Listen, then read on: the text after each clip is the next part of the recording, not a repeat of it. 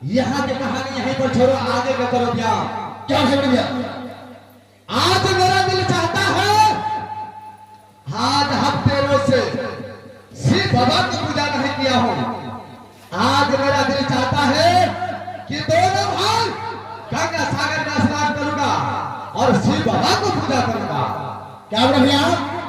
आज आपका दिल चाहता है जो दोनों भाई मिलकर जाओगे गंगा सागर में स्नान करके शिव बाबा को पूजा करना है। क्या नहीं है बेटे? ठीक है भैया, अगर आपका दिल है तो अवश्य मैं जा सकता हूँ। चलिए यहाँ से दोनों भाई गंगा सागर में स्नान करने के लिए। है बेटे, बोले भैया। सबसे पहले यहाँ से चलो शिव बाबा को पूजा करने के लिए। क्या है भैया? चलो भाई बेटे की चाल करो। चलिए भैया। या मेरा संदेश,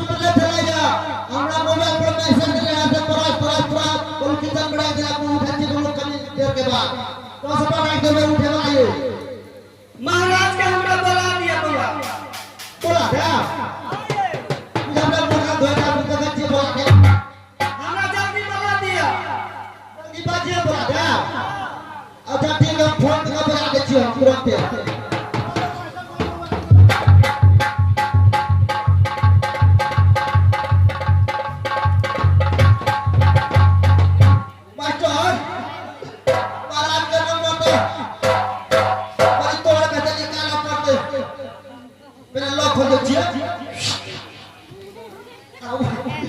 नंबर डायल करै छियै 74 65 0 बीच में दूगो गोल का 64 61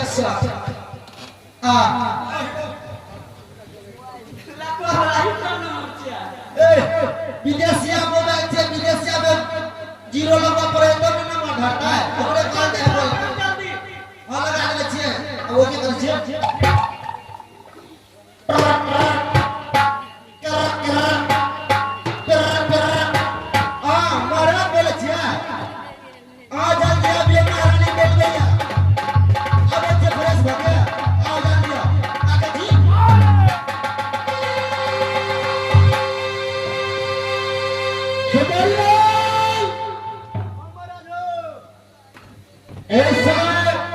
इतनी रात की बुलाने की कारण क्या है बहादुर?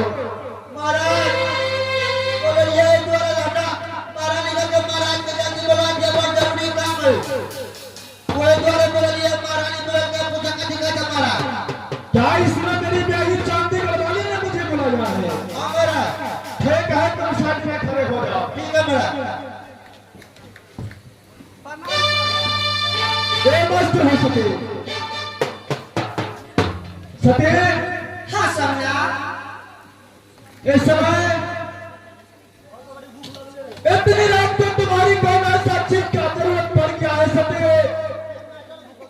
जब कौन ऐसा चीज का कीमती हो गया है सती को उस समय तो मुझे आवाज लगाया है सते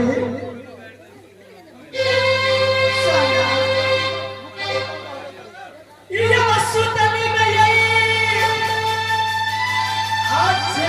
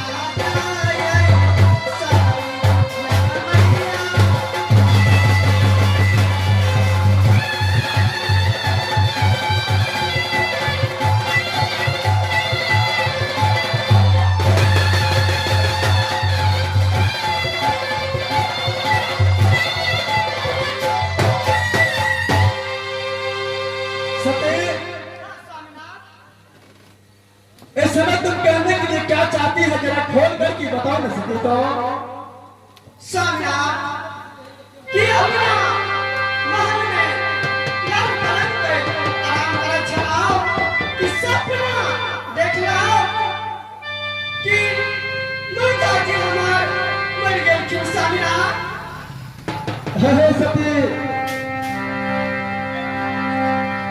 सपना में देखी हुई बात कभी सच नहीं होता है सते। सते हाँ सम्राट, इस समय सारी बातें को छोड़ो, चलो अपना रंग महल में जयराम करने के लिए सते।